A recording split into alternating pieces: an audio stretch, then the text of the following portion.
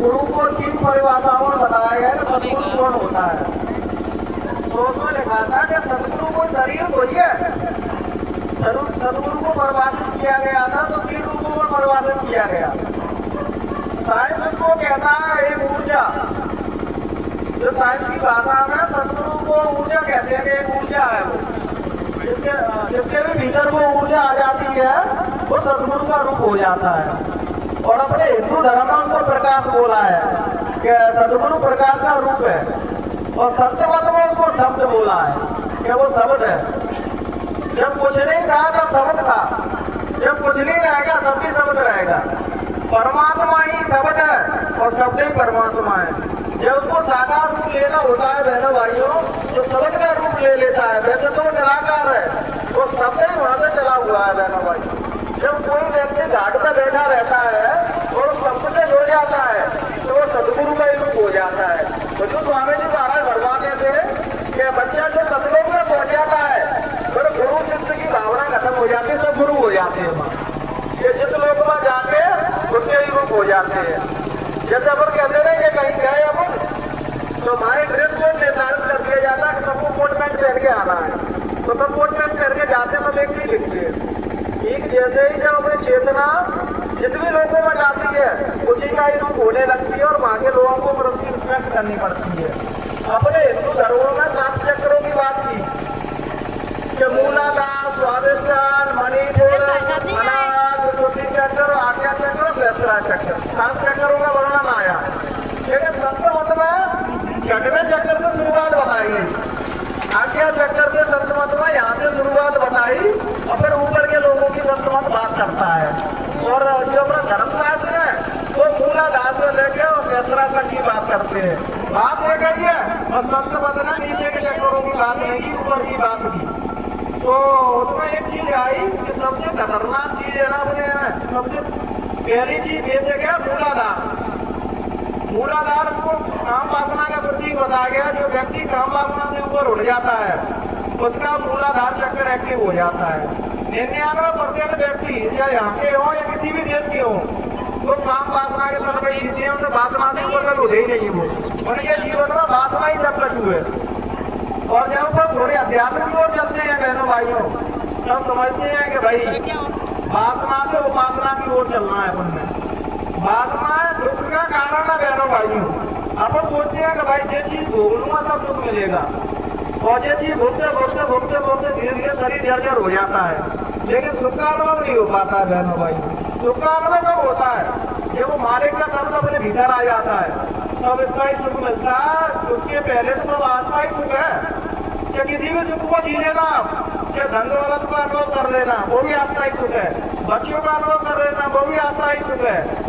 स्थायी सुख है बहनों भाइयों जब इंद्रियों को रोक के हम घाट में बैठते हैं और दोनों आंखों की पुतलियों को भीतर की ओर ले जाते हैं और प्रकाश से जुड़ जाते हैं बहनों भाइयों तब एक आंतरिक आत्मा को सुख मिलता है। जब दोनों आंख बंद करके भजन करते हैं ना बहनों भाइयों, जो लोग जागृत हो जाते हैं तो अपन लोगों को तो पहले प्रकाश ही ढूंढने में समय लग जाता है कि वो इधर उधर की बातें सोच साल के और 8 घंटे बाद छोड़ देती हैं। लेकिन जो मार्ग को समझना चाहते हैं, जानना चाहते हैं कि अध्यात्म क्या है और उसका जीवन पूरा उसने खपा दिया है, उनके लिए तो जैसे उन्हें आगे बढ़ने की तुरंत प्रकाश में पहुंच जाती है। क्यों?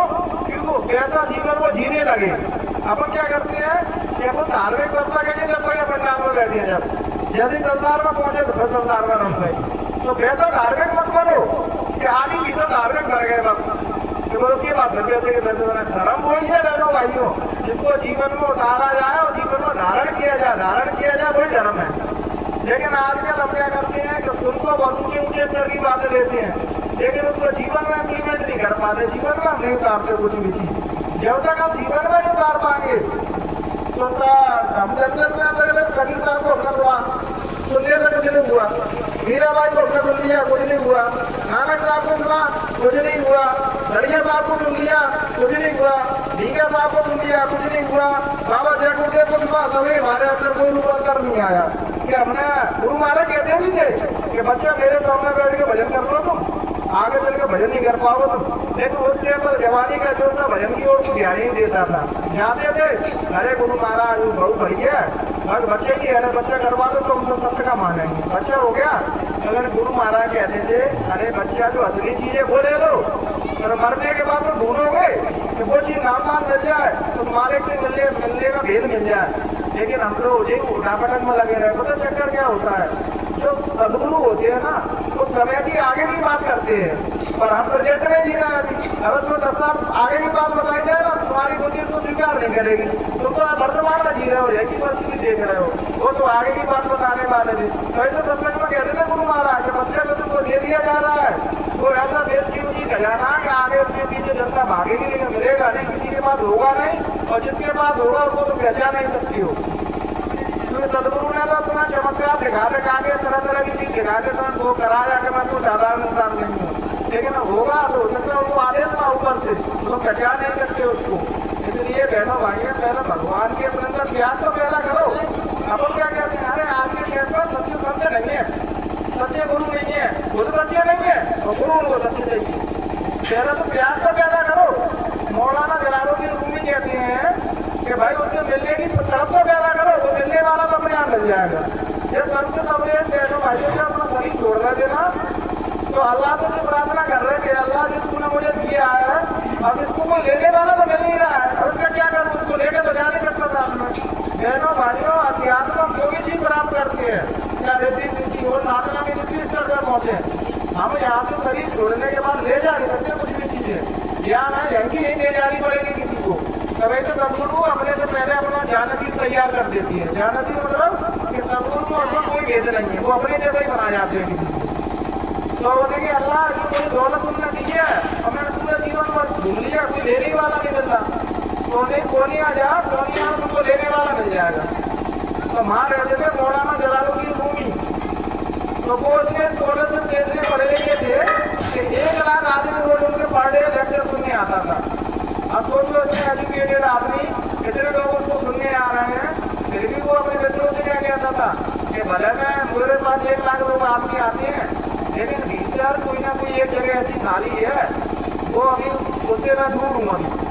तो उसके मित्र कहते थे वो खाली जगह जब कुछ सदगुरु मिलेंगे वो ही भरेंगे, तो आत्मा को प्रकाश को सदगुरु ही दिखा सकता है जिसने उस प्रकाश को जान लिया है। तो जब क्या नाम सबसे कवरेज मिले उनको, तब वो क्या है कि अपने स्टूडेंटों को पढ़ा रहे थे, तो उन्हें पूछे थे क्या कर रहे हो तुम, तो शिष्य ने बोला कि जो मैं कर रहा हूँ वो नहीं समझ में नहीं आएगा, क्योंकि वो फटे सीधे कपड़े पहने उल्टे सीधे बाल तो कर रहा है, तो नहीं जो मैं कर रहा हूँ नहीं समझ में नहीं आएगा। वो कहते भिखारी से समझ रहे थे कि भिखारी है कोई। तो उन्हें क्या किया, सारी किताबें लेकर पानी में फेंक दी। तो उन्हें तुमने क्या किया, तो पूरी किताबें तुमने भिजाती गंदी कर दी।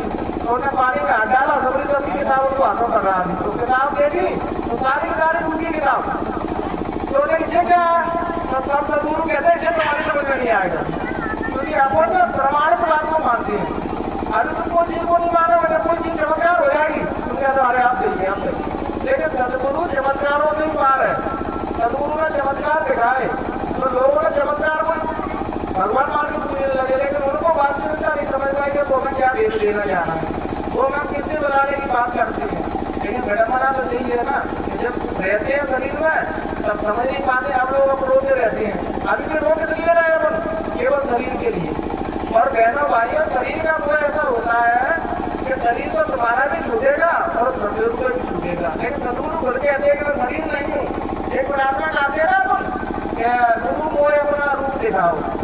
अब जब कहते हो कि सामने देखो रहा है तो दिखा रूप, लेकिन सामने मेडल वाला दिख रहा है, पक्ष होते का तुम्हारा जैसे दिख रहा है। यह तो रूप धरा तो सर्वगुण जीव को चेताने के लिए धरा है शरीर तो, लेकिन वो शरीर नहीं है। गीता में कृष्ण भगवान अर्जुन से ये नहीं कह रहे कि शरीर तो अच्छे, शरीर तो क्या मैंने कितनी बार धारण किया है और कितनी बार मिट्टी में बजा गया है, मैं शरीर नहीं हूँ, शरीर से आत्मा हूँ मैं। लेकिन अपन उसकी जो ध्यान नहीं देती, हम भजन का भी करते हैं तो वही ज्ञान प्राप्त हो जाए, हम भजन करना नहीं कहते हैं। और लोग ये गलती आदत दोहरा में सत्संग होगी जिसको आप ठीक कर लो, क्योंकि आप कहते हैं भजन तो कोई कर ही नहीं सकता। एक सिद्धांत लोगों ने बना दिया कि भजन तो कोई कर ही नहीं सकता। तो मैं कहता हूँ भैया इसको नियम ही मत बना लेना कि भजन कोई कर नहीं सकता, तो भजन करेगी नहीं। अब गुरु वाला क्या कहे, भजन तो कोई कर ही नहीं सकता है, तो इसको नियम मत बना लेना। क्योंकि सदगुरु शब्द बोलता है ना, तो वो शब्द ही नहीं बोलता, उसमें जीवन ऊर्जा होती है बहनों भाई, उसमें जीवन ऊर्जा प्रकाश होता है। हम लेकिन वो नियम ही मान के रहे, तो ध्यान की तो ये बताओ हम इसको तुम्हारे मरने के बाद भी कर सकती है। तो कि बच्चा मैं तुम्हें बेहद से रोज जगाता हूँ, ठीक है, बेहद नहीं जगाता तुमको, बेहद को मैं पकड़ा रहता हूँ हाथ में, तब तो मैं जगाता हूँ। अब तुम क्या करोगे मुझे पता, मेरे जाने के बाद बेहद को पकड़ के बेहद को ही पूछने लगोगे तुम। बेहद नहीं तुम्हें मार रहा है, तुमने हाथ में पकड़ रखा है, उससे तुम जग रहे हो। और तुम क्या करते हैं अपने दिल में 4 लाख लोग हैं कि बेहद की वो चले जाते और बेहद की पूजा करने लगते हैं। जब शिष्यों ने पूछा कि महाराज आप चले जाओगे तो फिर हमारा मार्गदर्शन कौन करेगा, तो सदगुरु ईमानदार से जवाब देती हैं, अगर मेरे रहते तुम जग जाओगे तो तुम्हें किसी के पास जाने की जरूरत नहीं है, तो तुम जग ही गए, किसी के पास जाने की जरूरत नहीं। अगर नहीं जगे तो तुम्हें बहनों भाइयों उस व्यक्ति की तलाश करनी पड़ेगी जो जागा हुआ है, नहीं तो तुम्हारी यात्रा वही रुक जाएगी और तुम जड़ बन जाओ, उसके नियम मान के तुम उसको फॉलो करोगे बस। तुम्हें कोई बंदे का महात्मा मिलेगा तो उसको स्वीकारने से मना कर दोगे। इसलिए तो बहनों भाइयों जब बुद्ध जा रहे थे समझ आ रहे थे कि मैं 3 माह बाद में चला जाऊंगा। कश्यप नाम के ऋषि थे, उनके अंदर प्यास थी कि भाई जाने से पहले वो जाने को तो समझ लो कहाँ जा रहे थे, तो ध्यान वो अवस्था तक पहुंचे हुए है ना भाइयों कि जाना आना तो कुछ नहीं होता है। अभी हुजूर से मैं ले जाऊंगा तो मैं गए नहीं हो तो तुम एक भी नहीं मानोगे, तुम कह रहे तो चले गए, तो तुम्हें दिखाई नहीं दे रहे, तो भजन उतना करते नहीं जो साधना तुम्हारी दे रहे, तो तुम कहते देखो जाना आना तो ये है कि भाई मैडम का शरीर पूरा गई पर्दा डल गया, अब मैं सूची करी हूँ या कुर्सी में बैठा रहा हूँ तो तुम्हें दिखाई दे दूंगा, सूची करी हूँ तुम्हारा यहाँ बैठे तो दिखाई दे रहा है, तुम्हारी निमित्त दृष्टि भूले नहीं, तो साधना कर नहीं रहे, तुम्हारे नजरों में पवित्रता तो आई नहीं, हमें तुम्हारी नजरों में कोई गंदी भावना है, काम वासना की दृष्टि, जल कपट की दृष्टि, मोह की दृष्टि, ये गंदी दृष्टि तो ईश्वर नहीं दिखता। जब साधक रो रो के अपनी दृष्टि को निर्मल कर देता है ना, सरल बन जाता है। ज्ञान का मार्ग बहनों भाइयों दिमाग का नहीं है, हम क्या करते हैं कि ज्ञान के मार्ग में बुद्धि दौड़ाते हैं कि बुद्धि का किसी के समझ में नहीं आ सकता। ज्ञान हृदय का विषय है, भगत होते हैं संत जो होते हैं तो हृदय तल पे जीते हैं और अकुल होते हैं खोपड़ी तल पे, इसलिए तो उनको समझ नहीं पाते हैं, तो हृदय तल से बोलते हैं कोई बात, हम अपनी खोपड़ी को एनालाइज करते हैं अपने सर को दर बैठा के, अच्छा हमारे तर्कों में वो सिद्ध हो जाती है तब हम उसको मानते हैं, और सदगुरु किसी की तर्कों में आ ही नहीं सकता है, वो सारे तर्कों से सारे नियमों से सारे विधियों से अलग है। बहनों भाई समय हो गया तो बता देना कि मैं ज्यादा समय ले लूँ, तो इसलिए बहनों भाइयों सबसे पहले आप स्वयं के बारे में रोज डायरी में कुछ लिखा करो कि मुझमें कितनी कमियां हैं और किनको मुझे सुधारना है।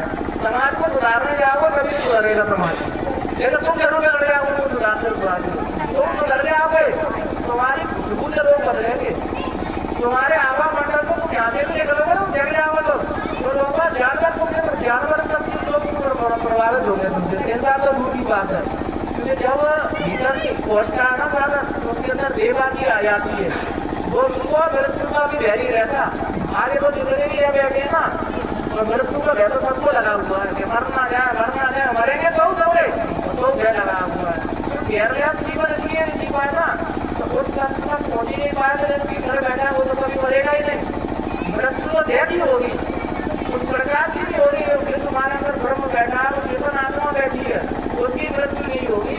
हमारी कामना ही हमें दूसरे शरीर के लिए तैयार कर देती है, जिस शरीर जर्जर हुआ और कामना इच्छा वासना दूरी रह गई तो दूसरा तैयार करा कर देता, उसको जीवात्मा डाल दी जाती है।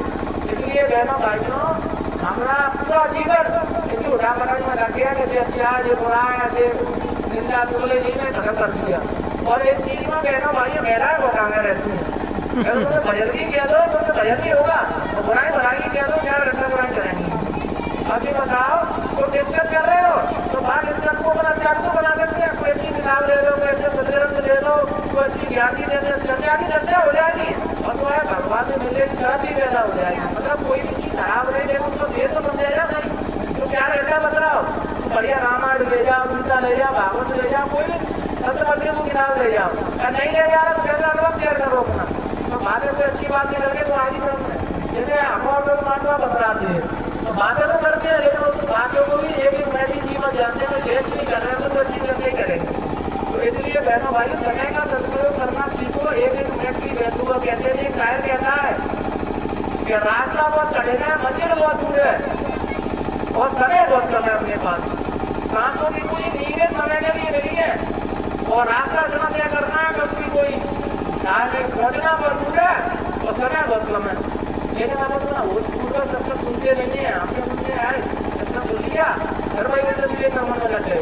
खराब काम कर रहा है, कोई कर रहा है, भजन की तरफ ध्यान देना है, 1% भी नहीं है ध्यान हमारा, और संसार की तरफ ध्यान है। बहनों भाइयों, आपका जीवन ऊर्जा जिसकी तरफ लगेगी आप वो चीज प्राप्त कर लोगे। अगर आपको संसार की चाहना है कि मैं बहुत सारा धन कमा लूं, आप कमा लोगे। आपको चाहना मैं अच्छे पद में पहुंच जाऊंगा, आप पहुंच जाओगे। और आपको ये चाहना है कि मुझे भगवान से मिलना है तो वो भी मिल जाएगा। यहाँ तो कल्पना जो करोगे, जैसा जीवन जियोगे वैसा तुम्हारा भगवान उससे आपको फल मिलता है। लेकिन तुम किसी पूछो तो क्या बनना है, मुझे डॉक्टर बनना है, मुझे इंजीनियर बनना है, मुझे कलेक्टर बनना है, वो मुझे नहीं कहेगा मुझे भगवान से मिलना है। भगवान को मिलना ही नहीं चाहता, मतलब ही नहीं। भाई माया ही ऐसी है कि माया ही पीछे भग रहा है आपको, और माया का मतलब स्त्री नहीं है ना पैसा है, जो तुम्हें भगवान से मिलने से रोकता है वही माया है। तो कुछ भी चीज हो, जो भजन का बैठे बहनों भाइयों, मुझे परसों रात को 10 बजे विचार आया। क्या विचार आया कि भाई जब भजन पर बैठती है, ध्यान पर बैठती है, तो उसमें तो एक विचार सबसे ज्यादा डिस्टर्ब करता है, जो तुम्हारे शरीर में बार बार खींच के लाता है। जब तुम्हारी सूरत को करती है तो तुम्हारा एक विचार रह जाएगा, सब विचार खत्म हो जाएंगे, एक विचार हो जाएगा। सबसे कहते हैं कि जब उसी विचार को भी छोड़ देते हैं तब अपने मूल स्वरूप में आते हैं। तो आप अपने आप से पूछिएगा वो एक विचार मेरे जीवन में कौन सा है। तो मेरे जीवन में तो कुछ और है, मेरे जीवन में कुछ और होगा, उनके जीवन में कुछ और होगा, और उस विचार को ये कहते हैं करत करत अभ्यास जन्मत हो सुझा रस्सी आवा डालता सिर पर डाल रखा। जब अपन अभ्यास करते हैं बगैर भगवान को अभ्यास के लिए नहीं जाना जा सकता। हम कहते हैं अरे भजन करते हैं मन वो डिस्टर्ब करता है, वो तो करेगा ही मन डिस्टर्ब, क्योंकि जन्म जन्मांतर की आदत है मन की भटकाने की, और अपन उस भटके में आ जाते हैं। जब वो धीरे धीरे भजन करेंगे, नियमित रूप से करेंगे तो वो उसका फल मिलता है। और मन का स्वाप होना क्या है, जब मृत्यु की सैया में आओगे तब तो उसमें आएगा तो मरने के लिए तुमसे दूर हो जाएगा। तो तुम आत्मा कह रहे मरने तो वो नाना प्रकार के गलत काम कराती। संत मन के सिद्धांत में बात आई, कहते ना मन अपन को आत्मा को गलत से गलत काम करवाएगा। आत्मा तो कोई कर्म करना नहीं चाहती, लेकिन मन के बहकावे में आगे वो गलत काम कर रहे हैं। इसलिए मन को जीतना है बहना भाई। तो भजन ही एक रास्ता है जिसको तो मन को नियंत्रण कर सकते हो। ये बाहर की क्रिया तो मन को नियंत्रण नहीं करा सकती। यहाँ आके आप प्रभावित होगे, घर जाके भजन करने लगोगे, लेकिन तो सोचे घर बैठे बैठे मुझे ज्ञान प्राप्त हो जाए तो नहीं होगा। जब इंद्रियां रुकेंगी और मूलाधार से ऊपर ऊर्जा उठेगी और तुम वासनाओं से, पैसा दौलत से, मान सम्मान से चीजों के ऊपर उठोगे, तब तो अपने आप को पहचान पाओगे। पता है तो बोलोगे तो हद, लेकिन करोना मत बोलोगे। तुम्हारे जो दे रहा है ना प्रसाद वो तो सरल नहीं रहा है। वो कहते हैं सुखी सब कहते हैं कि कितना भी लोग हूँ, अब वो रुक नहीं रहा है तो अपने आप बह रहा है। वो परमात्मा की ऐसी शराब है, बस 1 मिनट हो गया। बाहर की शराब ऐसी है कि आदमी पी के नाली को पड़ा रहता है, और मालिक की शराब ऐसी है जब वो पी लेता है तो झूमने लगता है। मैंने इन्हीं विचारों के साथ अपनी बाड़ी को यहीं विराम देंगे। अगर कहने सुनने में बहनों भाइयों किसी प्रकार की त्रुटि रह गई हो तो अपना बेटा, अपना छोटा भाई समझ के हमें माफ कर देना। जय गुरुदेव, जय गुरुदेव।